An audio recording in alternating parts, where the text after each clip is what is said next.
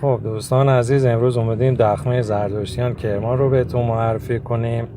یکی از بناهای تاریخی و همچنین بگیم که زردشتیان در گذشته با اجسادشون چیکار میکردن. این دخمه رو که الان تصویر میبینید دخمه است که زمان قاجار دوره ناصرالدین شاه ساخته شده.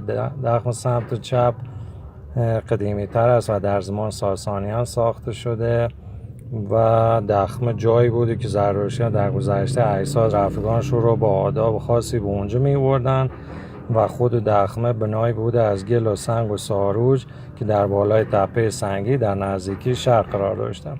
زردشتیان عقیده داشتن که بدن انسان میتونه خاک رو آلوده کنه و به همین دلیل اجساد رو به این محل می‌بردن و تحویل شخصی به نام دخمه‌دان میدادن. از همین دلیل که شما الان میبینید دخمه‌دان اجساد رو تحویل میگرفته و روی همین صحنه که مشاهده میکنید میخوابونده. بعد حیوانات و پرندگانی بودن که از قبیل کرکس و اینجور حیوانات میمونن از گوشت این اجساد استفاده میکردن و مابقی اجساد هم تجزیه میشد تا زمانی که بدن به حالت اسکلت در بیاد.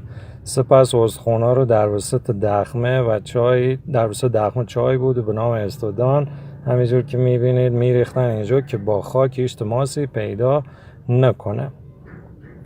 و زردشتیان اعتقاد داشتن که وقتی روح از بدن جدا میشه و به آسمان از پروردگار میره، جسمش ارزشی نداره و میتونه باعث آلودگی خاک بشه.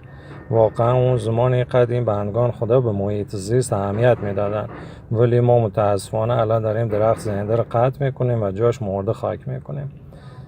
و همینجور هم که میبینید هنوز به قایای استخوان بعضی هاشون هم اینجا مونده تو همین چاه وسط دخمه.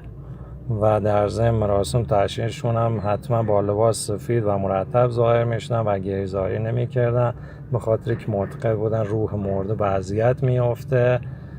و توصیه میکنم حتما اگر تونستن بیان این مکان زیبا رو ببینه. واقعا بی‌نظیره ولی حیف داره تخریب میشه.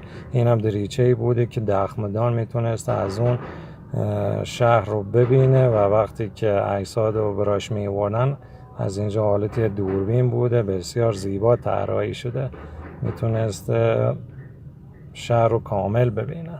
توصیه میکنم حتما برین این مکان زیبا رو ببینید.